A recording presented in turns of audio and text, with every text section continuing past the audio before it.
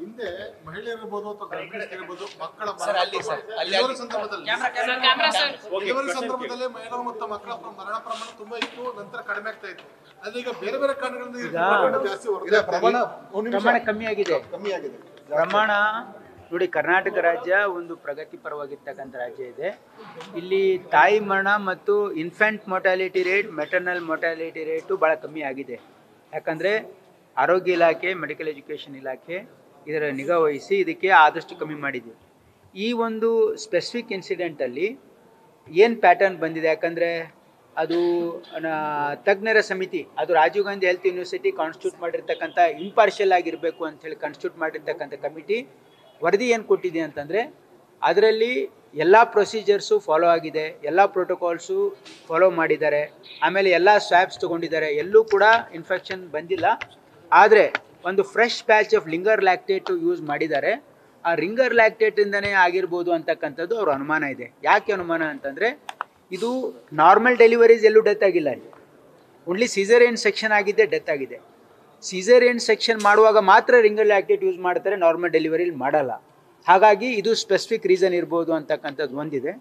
ಅದಕ್ಕಾಗಿ ಈಗಾಗಲೇ ಈಗ ಒಂದು ಸಮಿತಿಯನ್ನು ರಚನೆ ಮಾಡಿದ್ದಾರೆ ಡೆವಲಪ್ಮೆಂಟ್ ಕಮಿಷನರ್ ಅಧ್ಯಕ್ಷತೆಯಲ್ಲಿ.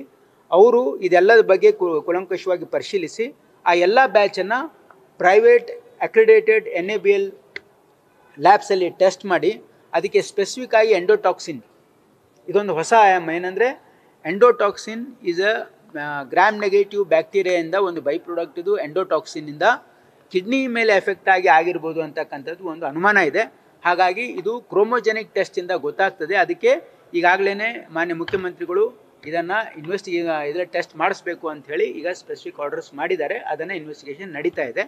ಇದರಲ್ಲಿ ಈ ಹಿಂದೆ ಆಗಿರ್ತಕ್ಕಂಥದ್ದು ಜವಾಬ್ದಾರಿ ಫಿಕ್ಸ್ ಮಾಡಿರ್ತಕ್ಕಂಥದ್ದು ಈಗ ಡ್ರಗ್ ಕಂಟ್ರೋಲರು 22 ಬ್ಯಾಚಸ್ಗಳು ಡಿಫೆಕ್ಟಿವ್ ಅಂತ ಗೊತ್ತಾದ ಮೇಲೂ ಕೂಡ ಇಮಿಡಿಯೇಟ್ ಕ್ರಮ ತೆಗೆದುಕೊಂಡಿಲ್ಲ ಅಂತ ಅವ್ರನ್ನ ಸಸ್ಪೆನ್ಷನ್ ಮಾಡಲಾಗಿದೆ. KSMS MDಗೆ ಇದನ್ನು ನೀವು ಸರಿಯಾಗಿ ಇದು ಮಾನಿಟರ್ ಮಾಡಿ ಇನ್ನೊಂದು ಸರಿ ಭಾಳ ಕೇರ್ಫುಲ್ಲಾಗಿ ಇದು ಮಾಡಿಲ್ಲ ಅಂಥೇಳಿ ಅವ್ರ ಮೇಲೆ ಇಲಾಖಾ ವಿಚಾರಣೆ ಮಾಡಲಾಗಿದೆ.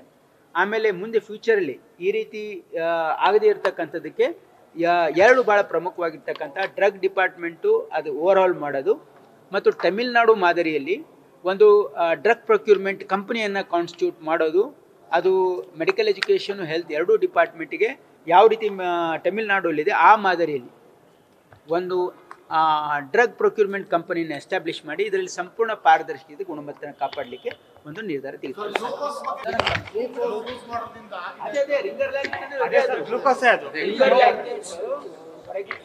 Ringer lactate is an IV fluid.